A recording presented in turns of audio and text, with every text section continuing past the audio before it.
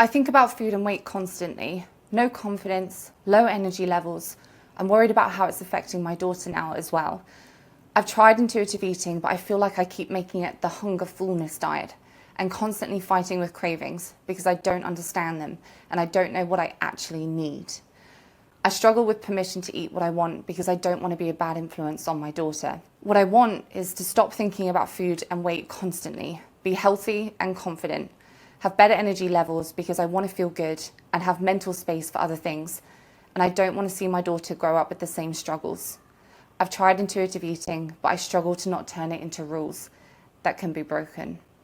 It's a very difficult place to be in when you know where it is that you want to be, but you don't know how to get there. And especially when it feels like no matter where you turn and you're trying to help yourself, you're putting in lots of effort, it's not working and it's not progressing you to where it is that you need to be. Based on this application alone and what's going on for this woman, I thought it would be helpful for me to share some common mistakes, as it were. I'm hesitant to call them that. Some common mistakes that seemingly prevent people from achieving what this lady is trying to achieve, blind spots, if you like, and what we've seen in our experience to actually be helpful in getting to these places. One of her goals is to stop thinking about food and weight constantly.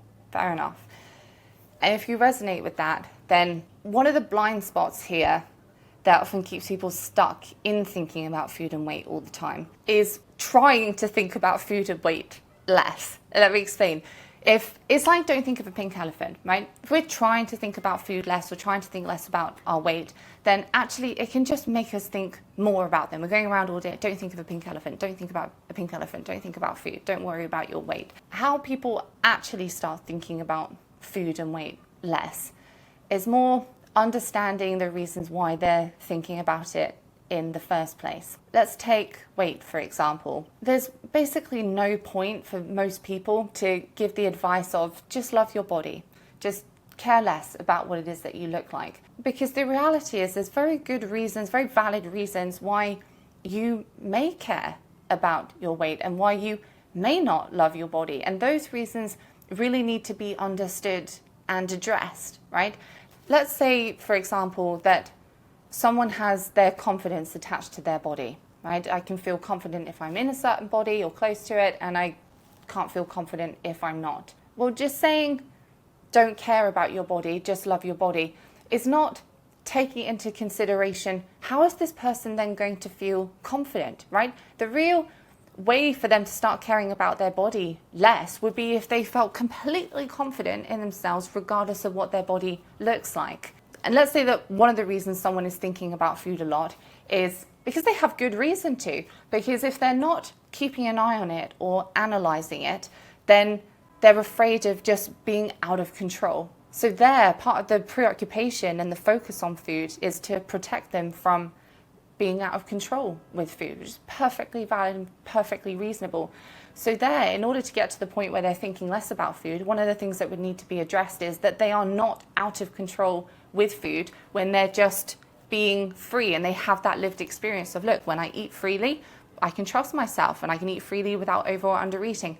And there'll be very good reasons why someone feels out of control with food when they're left to their own devices. And again, those reasons then need to be addressed and so on and so forth. This person also has the goal of be healthy. So one blind spot or mistake that sometimes people make when their goal is to be healthy, when they've been struggling with food for a while, is them thinking or having the narrative that health comes from doing the right things. Eating in the right way, exercising in the right way, sleeping in the right way, right? They're thinking about it in terms of rules.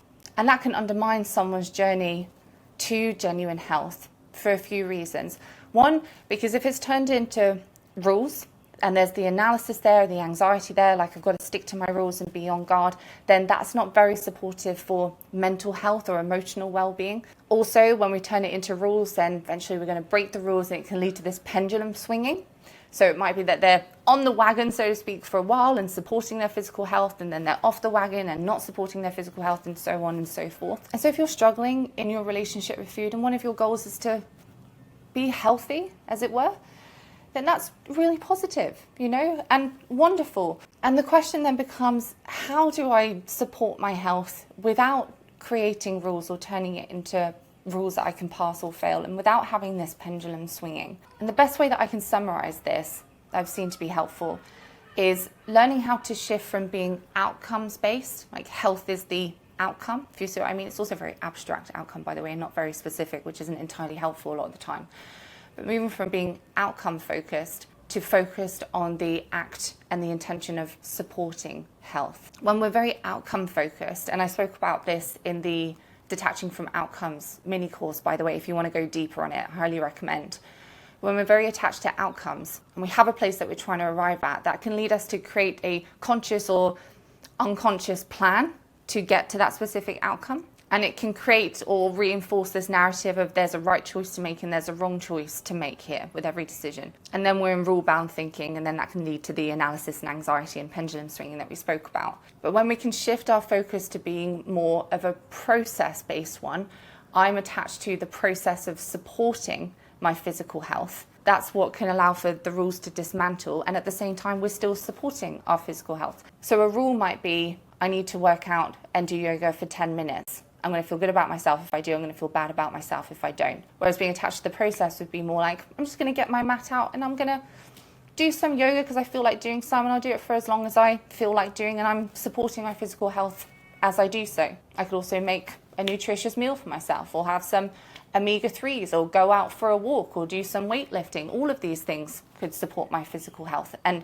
that's what I'm attached to. Another goal that this lady has is to be confident, which wonderful, wonderful. Again, still quite abstract. If this were a client, then I would be asking them, can you be more specific about what do you mean when you say you want to be confident? And that's really important for the following reason, which is also a blind spot, and it keeps people stuck in our experience, not developing confidence. And that is, if we have spent a long time or our whole lives associating confidence with external validation or a lack of judgment from people, and we think that's the way that gives us confidence, because our lived experience is when people don't judge me or they validate me or they approve of me, then that makes me feel better. So that's the path to confidence. I just need to get more of that and keep avoiding judgment. That genuine internal confidence isn't about external validation or avoiding judgments from people. It's about developing self-acceptance and learning to love and appreciate ourselves for who we are, regardless of other people's responses. And it can become a trap if you're not aware of it, and it can start something like, I don't feel good enough, I don't feel okay as I am, so I need to mold myself to be a certain way in order to get external validation. I know I feel better about myself when I get that and I don't receive judgment. And then that's reinforcing this idea of, I'm not okay as I am, I'm not good enough as I am, I need to be different, and I need to seek external validation, and around it goes. And it's actually propagating the feeling of not feeling good enough. And when someone's not feeling good enough, and I have lived experience of this, the idea of developing self-acceptance and self-love as we are can feel like sometimes like an abhorrent idea, because our minds might scream at us, yeah, but we're not good enough as we are. We do need to change. We do need to be something different or something better or more evolved. And so actually developing that real confidence in our experience comes when we recognize this trap that we're in, and we recognize these limiting beliefs of I'm not good enough for what they are, and understand that they probably originate right back years and years and years ago, and they feel true but they're not true, and they are limiting beliefs. And then when we can get to the point where we recognize that and we're like, okay, this is going to feel weird and uncomfortable, but now I'm committed to developing the self-acceptance that I need in order to have genuine confidence. And that's when the cycle can then start to reverse. We've seen it time and time again, and I have lived experience of this. As your self-acceptance starts to grow, and that internal confidence and that internal validation starts to grow, then other people's responses and opinions become less important. It's like, well, my opinion of myself is the most important one. Now I don't need external validation as much, and that's helping me to be even more myself and even more self-acceptance, because I'm really leaning into who I am and validating that. And now that's growing my self-esteem even more, and now I need external validation even less, and the cycle starts to reverse and chug in the opposite direction. There's lots more that I could touch on in this video just from this application alone.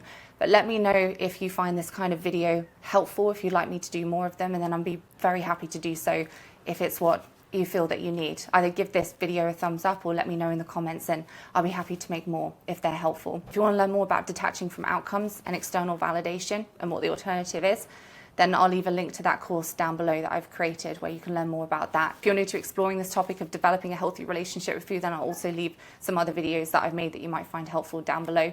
And if you're at the point where you'd like to speak to us directly to explore the option of working together on your relationship with food, then I'll also leave a link for a discovery call which you can book in. I hope this was helpful, and I'll see you in the next one. Bye for now.